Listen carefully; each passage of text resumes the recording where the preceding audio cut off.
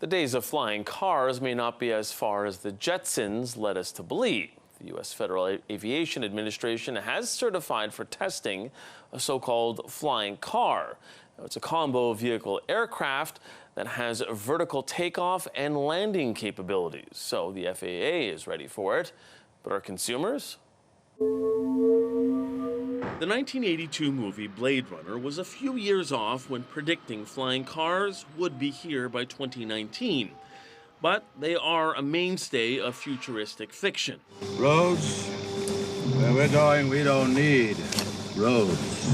Back to the Future 2 was equally off. 2015 came and went, and cars stayed on terra firma. Enter Aleph Aeronautics. The California startup believes people will be looking up at their Model A by the year 2025. The FAA issued the company a special airworthiness certificate allowing for testing on the road and in the sky. It still needs to meet safety standards. At a price of $300,000 for a vehicle that has a flying range of about 175 kilometers, it could be a while before our skies are dotted with hybrid helicopter cars.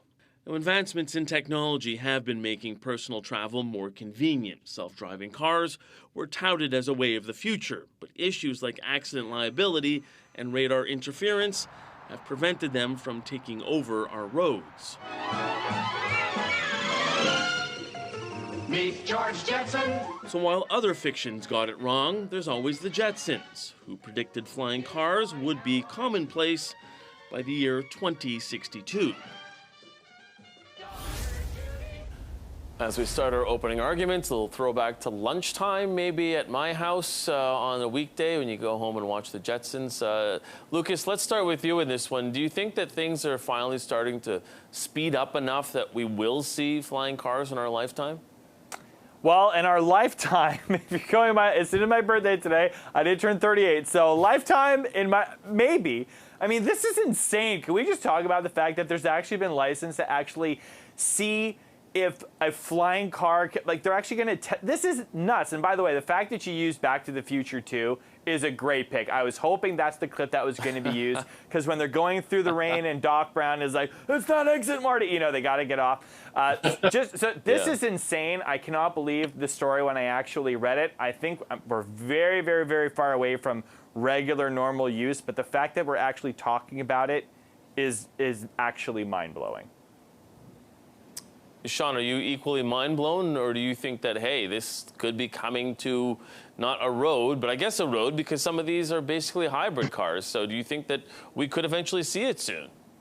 I grew up, I'm very similar in age to my counterparts. I grew up idolizing Back to the Future there. So the fact that you did use that piece makes me so happy. That being said, yeah, I grew up thinking that, hey, there's going to be a time when I can drive a flying car. And 2015 would have put me a couple of years removed from when I first got my license there. But also would have made me perfect time to have a flying car in and of itself. I don't believe that we are going to see a regular use where everyday people are going to have flying cars at their disposal. But I think very much like my counterpart that it's exciting times to be alive, that flying cars are a possibility, that research is being done, that the human mind, that society is exploring, right? It's very reminiscent of the 1950s, 1960s, the space age exploration, where it's okay to dream, it's okay to believe, and that's what I'm doing right now, so.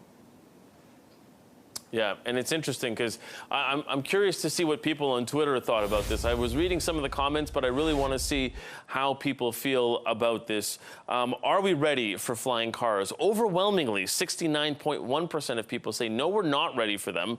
30.9% said, yes, we are. Lucas, I'm going to come to you with this because, and I say some of the comments in this were basically, we can't handle normal roads. How would we handle flying cars? Are you of that sort of feeling that, you know what, there's too many accidents on the road, what are we going to do when it's 30 feet up?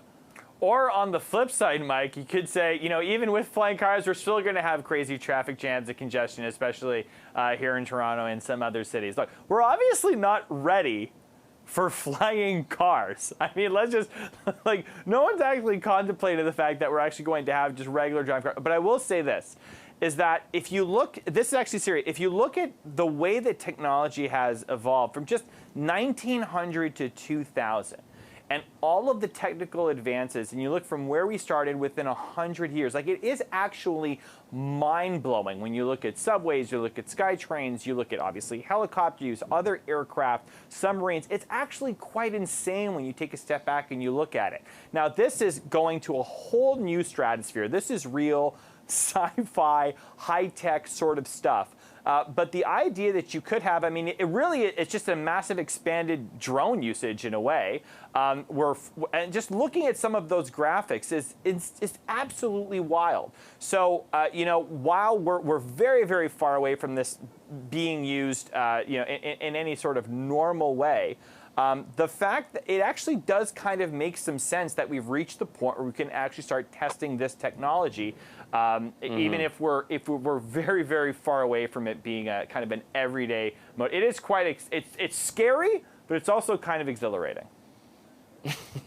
So I don't want to challenge Lucas's idea there, Sean, that we are very, very far away from it. When he speaks about how rapidly we sort of ramped up in that last century from 1900 to 2000, is there any reason to believe, or do you have any reason to believe that we couldn't, within the next, let's say, 20 to 30 years, really get to that part or get to that place where we do have cars that are in the air? I mean, I would make the argument that I think we are a lot farther along than the public realizes. I think that the companies have been probably doing work on the side, have invested probably millions of dollars into this research. I'm not sure what the qualifications to get the FCA certification or approval, but I would imagine that they have to be pretty far along in that process. I think our biggest hurdle is probably selling public safety or demonstrating that public safety is a #1 concern to the general public as well as to the regulators themselves. But I think it's definitely realistic, given that it's 2025, the way technology works, the way innovation works, that we can definitely see it probably in 20, 25, 30 years that not every household, but some households will have a flying car. That's insane. I think that's way too soon, guys. I think 25 to 30 is way too soon. But to the point about public safety, I think that's a really, really good one. I mean, distracted driving is bad enough. Can you imagine distracted flying? Can you imagine somebody on the 401 just weaving through traffic on their phone and then just put that 30 feet in the air with another person going through like an airborne side post? It'd be wild. I would imagine going to take it is self-flying cars that we're going to remove all possibilities from the user, very much like Tesla, at least. I mean, that's what I would do, but I know nothing about science, nor do I know anything about cars. Yeah, Lucas, I know you think that it's crazy, but I mean, I think back in the year 2000, wouldn't you have even thought that this would be crazy, that I'd be holding an electric notepad with a camera on the back of it in my hands while hosting, a show? I mean, forget about me hosting a show. In the year 2000, I would have never thought that either. But I mean the technology part. I mean the technology part of, this, even HD. When we went to HD TV, everyone thought, oh my God, this is crazy. And now when you consider where phones are, where portable technology is, I mean, hey, this might be going soon, no? No, in all seriousness, Mike, it is a very, very understandable point. The fact that we're at a point where we can actually test this sort of technology, and if you actually look at that prototype, that flying car prototype, like it looks obviously incredible, and it's it looks. I'm sure the value is insane. I think you mentioned something like $300,000. There's obviously a lot of work to be done, but no, it really does speak to just how advanced this technology is and the leaps and bounds that engineering has made in this area. It is, in all seriousness, like it's actually incredibly impressive. However, I'm anxious to see just how far we get in that kind of 25 to 30, that 25 to 30 span. I would love in retirement to be just hopping in my car, going up in the air, and just cruising to Antigonish, Nova Scotia, and chilling at home. It'd be fantastic. I don't know if it's going to happen.